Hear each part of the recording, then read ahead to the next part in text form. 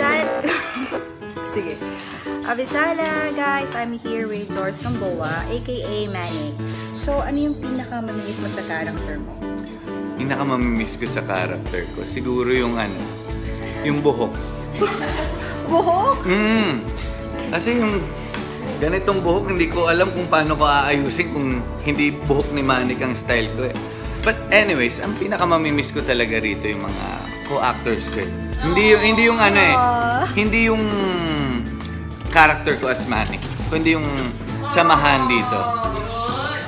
No, naririnig yun o, parang nasa babuyan tayo.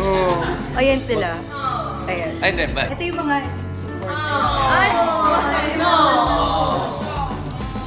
Ayan, meet my taping friends. Paglabas ni Joros sa door.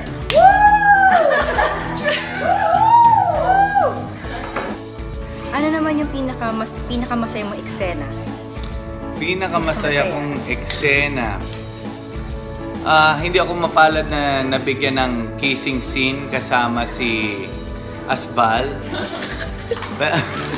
Si Asbal pala. Hindi, Sabi ko na fight scenes. Mahilig ako sa mga fight scenes. Kasi kami ng asawa ko, hindi kami nag-aaway. Kaya dito ko na lang inaano yung mga fight scenes. Yung weapon mo, Saka yung weapon ko na panghuli ng mangga, ay panungkit ng mangga, actually pinalitan na nila nung ending eh. Ayun. Ginawa na nilang baril na. Anong traits or qualities yung masasabi mo parehas kayo ni Manic? Siguro, wala eh. Parang ibang-iba siya kay Joros. Dahil si Joros, mapait, humble, hindi mayabang. Actually, nagsimula akong maging humble, simula naging perfect ako. Bakit? Humble ko eh. O sige, message sa Encantadix. Sa lahat ng Encantadix, salamat sa pagsuporta sa Encantadia. At medyo malapit-lapit na rin matapos. At siguro sabay-sabay na lang tayong magpaparehab at mag-move on. Dahil alam ko mabigat sa inyo at gusto ninyong ma-extend ito. Pero siguro sa future, magkikita-kita kayo ulit. Or ako, kapag nabuhay ako, kapag binuhay mo ko. Diba? Who knows? Malay mo. Kaya lang. Nakikis mo ba ako? Ba't ganyan? Kumakating.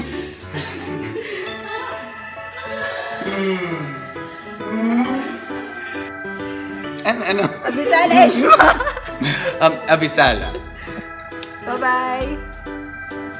Guys, nakikita nyo yan? Napakadaya kasi ako lang yung walang shirt. Diba? Nakakasakit siya. Walang shirt, meron kang shirt. Ang walang shirt ganito. Ano mo nga yung ginagawa niya, guys, oh. Hindi, papadala ko. Ano address mo? Papadala ko. Promise ha, proof to ha, papadala mo. Paano pag hindi susunta kita? Sige! Bakit? Sige, papadala ko. Promise ha, okay. Oo. Piniturn na lang pakita mo yung shirt.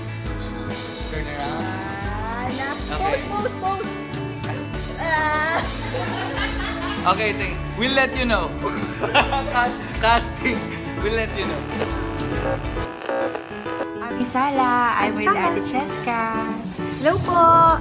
So, what do you think na qualities na parehas kayo ng character? I think kami ni Maika pareho kaming strong. Pareho naming inuuna yung needs. Hindi naman needs, pero mas concerned kami for others, the people we love, the people we care about. Very selfless. Uunahin namin talaga yon over our personal needs.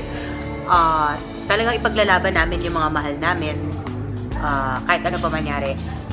I think also yung determination ni Maika na through any and all adversities, kasi ang dami nangyari sa kanila, di ba? Yes. Magkapatid, nakulong sila, napalaban sila. Strong siya palagi. Parang she will persevere. I think in that we're very similar. What about your most unforgettable moment or scene? Ang pinaka-unforgettable sa akin na scene, yung farewell namin kina Kaisan. Yung we let them out to sea, tapos sinindihan the archers shot them with flaming arrows. Yung pinakapaalam kasi ang sakit gawin ng eksena nun talaga. And the whole time, actually that whole series, that particular episode as a whole was very, very painful and very, very emotional to me. So tumatak talaga sa akin yun. Since matatapos na yung NCA, ano yung mamimiss mo sobra?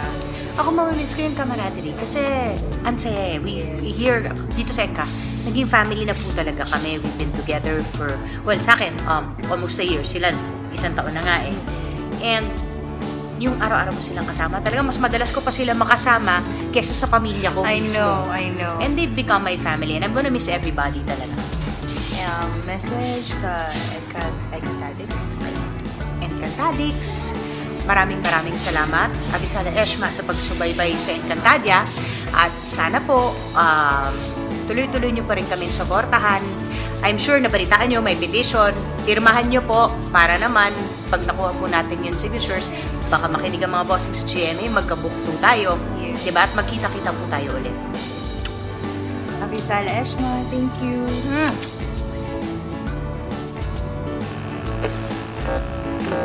Abisala guys! Abisala. I'm with Clea Pineda, aka Muya. Hello! Hi! Mong bago gising. Pretty pa rin! So what do you love most about your character?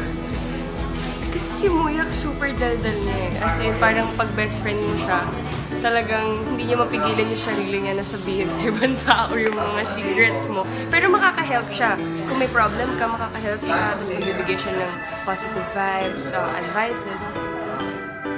Masasabi mo, how many % of your character is Muyak? Siguro yung mga 50%. Kasi parang, yun nga, may mga friends din ako na parang malapit sa akin na hingi ng advice, nagkikwento sa akin na parang problem nila, ganyan. And nakaka-help naman ako sa kanila. So medyo nakaka-relate ako kay Muyak. Ano yung important lesson na na-impart ng character mo? Important lesson. Yung parang siguro, wag lumuhod ako. Totoo yun. Tama ka doon. Totoo yun. Wag mo yung mga naman problema dyan sa height na huwag ka mawala ng pag-asa. Kasi kung hindi ko inaasahan, nalalaki ako dito sa May Enke. chance. Oo, may chance talaga. Mag-cherry fur kayo, guys. What was your first reaction na nung nalaman mo na isa ka sa magiging tagapangalaga?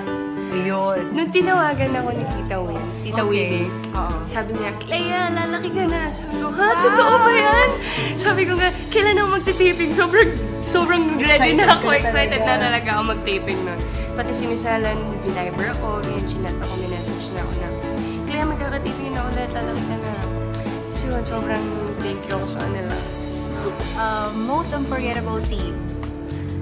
Lahat naman halos unforgettable sa akin. Lalo na yung may mga naka-eksena ako. Siyempre, oo nga. Pero mas hindi ko makakalimutan yung mag-isa ako ng tinitake. Ang hirap nun, diba? Super hirap. Kasi parang binabasa mo lang yung mangyayari, tapos ikaw, you have to act on your own. Nasa green screen palagi, diba? Green. Blue. Blue, okay. Tapos yung director lang yung kausap ko. Tapos sinasabi nila, oh, dyan, iiyak dyan, iiyak ka dito kasi namamatay dyan si Elena. Ayan. So now guys, alam niyo na kung gaano siya galing umarte. Kasi she's acting, Grabe naman mag-isa lang siya, diba? And it's, for me, it's a challenge. Challenge siya. Naging challenge siya para sa akin. Message mo sa Encantadix. Okay, Encantadix, abangan niyo po yung mga mangyayari sa huling weeks na Encantadia. Medyo sad nga sa mangyayari kasi sa akin, first teleserye ko siya. So, parang bago pa rin sa feeling na matatapos na yung Encantadia. So, nakakasad kasi medyo naging close na talaga kami ng mga cast. Lalo na nung lumaki ako, mas naging close ko sila. Oh. Mas nakausap at mas nakasama ko sila. Nagkaroon ng time para makilala yung isa't isa. Kaya yun, salamat sa suporta ninyo at sana patuloy pa rin po hanggang matapos yung Encantadia. Ano pala yung pinaka-mamimiss mo dito? Yung pang-uurat sa akin ni Gabi.